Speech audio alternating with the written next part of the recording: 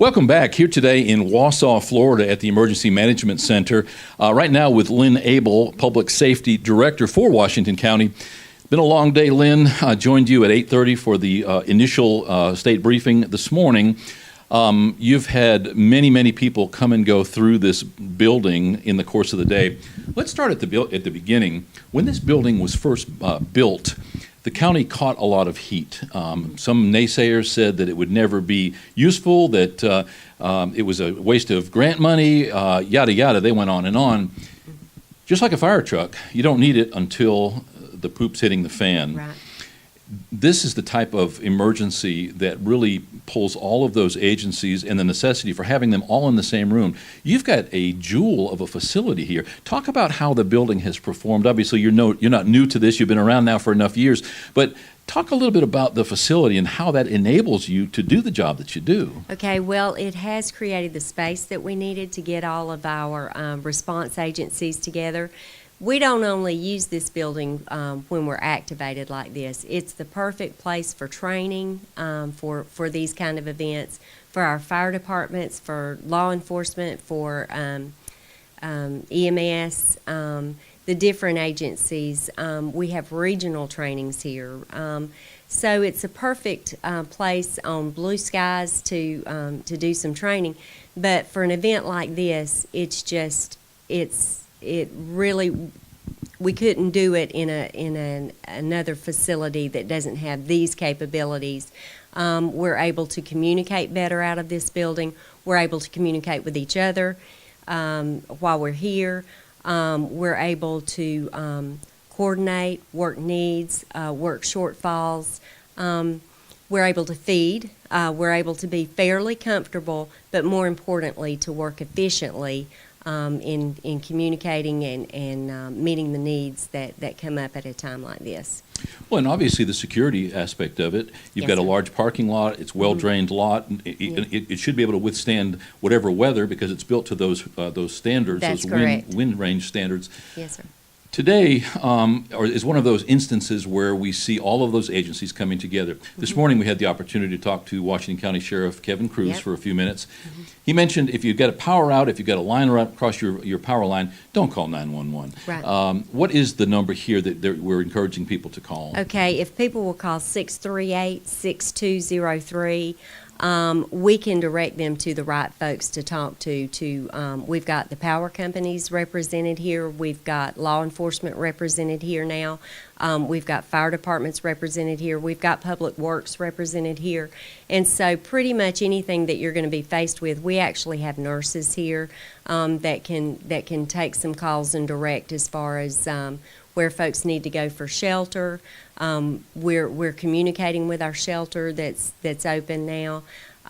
So pretty much anything you need, you can call here and we can direct you to and try to free up those 911 calls for the real emergencies that may be taking place. I noticed that you had some representatives from the various municipalities within Washington County, and you also had some contingent from the National Guard. Yes. At this point, we're hoping that we don't need the help of National Guard, but it was interesting to me that there's a plan in place, there's an overall blueprint that regardless of, as long as it reaches a certain threshold, all of those agencies become part of that plan. There's a huge amount that goes on behind the scenes. I equate what you do to the duck floating on the surface, serenely floating on that calm surface, but under the water, just feverishly working. And the amount of work that goes into your preparation is huge. If you keep preparing, you get that muscle memory so that when you do have the emergency, things go smooth. That's correct. So talk a little bit about that. You know, the truth is, I heard a gentleman that we've worked with a lot of times, Joe Myers, who's a former director of emergency management here in Florida and now has gone on to other things in emergency management. But he says you play like you practice, and that is so true. A lot of times we will have meetings and trainings and workshops, and you need everybody to come to the table at that time. It's been a long time since Washington County was hit with anything like this, and so you get rusty. People change. We have a constant turnover in all of the departments. And so in a few years, that can make a big difference. And so it's so important that we come together and we practice and we train and we talk and we come together. And I'm sure after this event, there are going to be several things that we're going to come back together in our after action meetings and just talk about what went right, but also what was a little bumpy. And so we've got a lot that we do when we get together in blue skies again. And it's so very important, like you said, for us to get that time and opportunity together and to practice through it, so when the rubber meets the road, we can all be on the same page and do what we need to do. We had the opportunity to be here for one of your mock disasters when Joe Myers and his company Yes. was here. Mm-hmm. It was actually Roger Higgins, Yes. your predecessor, his birthday, so they called it Hurricane Roger, and that Yes. was the scenario. Mm-hmm. And we did a lot of shooting and photo and video and actually followed that whole scenario. Makes total sense. Yes. We haven't had a derailment of the train here, but I would imagine that's something that you drill for or practice for on a regular basis. What's been your biggest challenge with this storm? Okay, the biggest challenge with this storm, without question, has been sheltering. Sheltering is always a big obstacle. There are just a lot of pieces and parts to that whole mission. And, of course, the objective. Our school board, our Board of County Commissioners, our health department, our law enforcement, it's everybody's intention to do what's best for the citizens. And so this has been a very different event in that the whole state's been involved.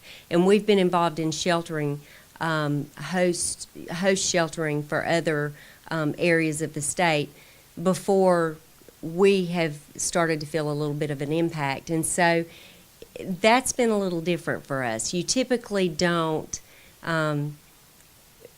host and then move into actual risk. And so that's been a little bit of a challenge. But I think it has for everybody. And so this is unprecedented for us. And so the biggest challenge is trying to deal with those shortfalls when it comes to locations to house folks, feeding.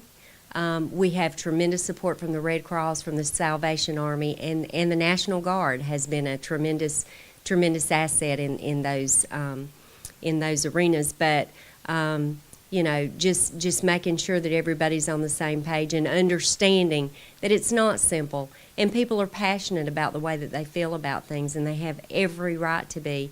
And so those departments come together, and we work through what we've got to work through, and we do what we've got to do. And when it's all said and done, we're proud of what we've done, and we work to get better next time. It's only been several weeks since we've been sending relief and personnel help to Houston. Yes. As a result of Hurricane Harvey and the flooding and what have you. Speaking of Darren Wall from Gulf Power, it's only been a short while since some of his workers have returned from doing some of that reconstruction work over there. And now we look fully into the teeth of possibly needing some relief ourselves if this storm turns the wrong way.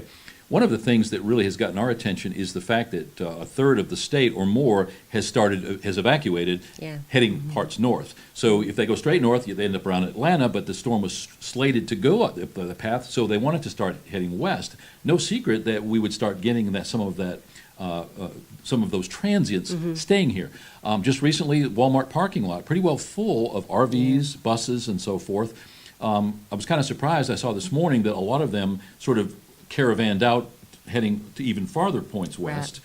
Right. When you start talking about the shelters, I know that there has been some misinformation. What shelters are open and available right now? Okay, that's a great question, and thank you for asking. Washington County Schools, their shelter at Rolac Middle School, that is open. Kate Smith, I'm sorry, Rolac Middle School 5th grade wing is our PSN shelter, people with special needs. That's where we have nurses, and they can meet the needs of the individuals who will need additional assistance. But Rolac Middle School is our general population shelter, and those are the only shelters we have open right now. And I'm glad that we were able to talk about that, because there has been some misinformation. Even some of the information broadcast on some of the radio stations has been incorrect. Trey Hawkins, County Commissioner in Washington County for District 3, Yes. pointed out that that is not a pet-friendly shelter, the Rolac Middle School. And That's I right. heard one thing on one of the broadcast stations that said pets were welcome there. So it's important to get the word from the horse's mouth, as it were. Yes. No aspersions against you when I say that, but Yes. you're where the rubber hits the road. And so I appreciate this opportunity. Yes. Looking forward, where do we see ourselves tomorrow? Today, obviously, being Sunday, September 10th, tomorrow being the anniversary of 9/11, Monday the 11th, and then Tuesday the 12th already being declared opportunities not to have school until Wednesday morning. Where do we go from here? If nothing changes, what are we looking at in the next day or two? Okay. We're having discussions with the state about what decisions may be made there. Again, the entire state's been affected. And risk shelters are typically schools. Now, some of the larger counties have other options, but in the smaller counties, the schools are built to the hurricane standards. Some of the schools are, not all of them. And so what we'll have to look at is, as far as local evacuees, when the conditions are such that people can leave the shelter. We've got some folks that have come from other locations, and so we've got to look at the possibility of considering where they may be going and housing, and we're having those conversations now with the entire region and with the state to determine kind of what our options are. So that's going to be our next biggest challenge, trying to place those individuals that can't come home or go home right now. Not unlike Hurricane Katrina and what happened in New Orleans. Yes. Many of those evacuees have never returned, never been able Right. to. Many have not been able to be found. I don't doubt that maybe we'll have something of that nature with some of the, especially if neighborhoods are completely destroyed, nothing to come back to. This is sort of uncharted territory, at least for us here in the Panhandle, I think. Is it not? Absolutely it is. Now, during Katrina, Washington County, the state of Florida actually had an agreement with Mississippi, and so we housed some of those evacuees. Of course, eventually they either got places to live or rent or whatever in our area or a little further out, but they did, of course, leave shelter. We had them in host shelters. But yes, it's very possible that some will never go home, that have been misplaced. And, there's been a lot of devastation in the Miami area and that sort of thing. So we don't know what we're looking at. You're absolutely right. It's uncharted. And so we're learning, we're growing, we're talking with our partners, we're discussing the possibility of temporary housing. I mean, there are a lot of pieces and parts that will come into play in the next few days, discussions that we'll be having, recovery type discussions and that sort of thing. What we did learn earlier today is that all 67 counties in the state have been approved. The president has given a disaster declaration for public assistance, which means that as far as preparation expenses and that sort of thing that governments have had, and any assistance to prepare for a storm, there'll be some aid in those expenses. And then there's some debris, if there are debris issues and that kind of thing, that they can recover costs from.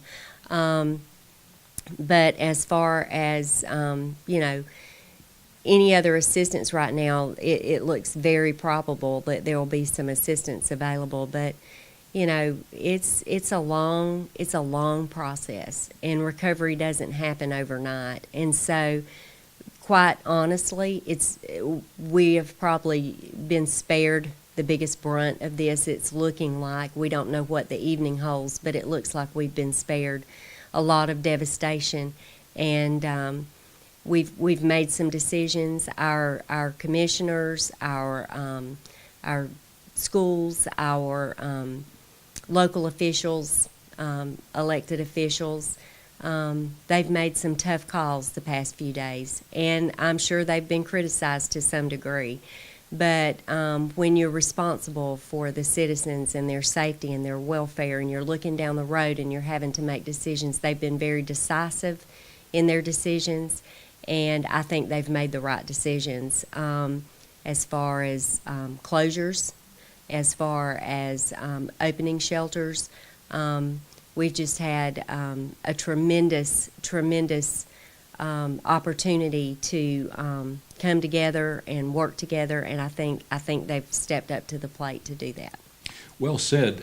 You've had a long day. I'm going to let you get back to work. You've been gracious to speak to us, and I appreciate that. Is there anything that you would leave our audience with in the way of words of wisdom?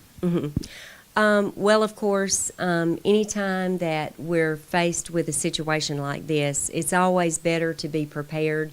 You need to look always at your options ahead of time. You need to have plans in place for your family, business plans. You just need to be prepared all the time. We absolutely did not expect to be impacted by this storm like we are preparing to be.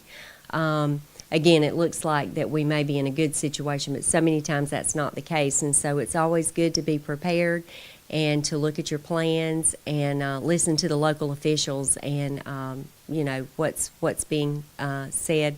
A lot of times there are rumors and misinformation, but check it out yourself and don't assume that everybody knows what they're talking about. We're here to be any kind of support that we can, and so that's kind of I think where we are right now. One last time, give us that phone number in case anybody wants to report something or they need some information. Okay, 850-638-6203. Thank you very much. Thank you. Here with Lynne Abel, Public Safety Director for the County of Washington, in which we find ourselves today preparing for Hurricane Irma. Been a long day. We appreciate Lynne and her staff for being gracious and allowing us to be here today as part of this. We'll continue to bring you those updates and hopefully visit with Lynne as well over time. We'll be right back.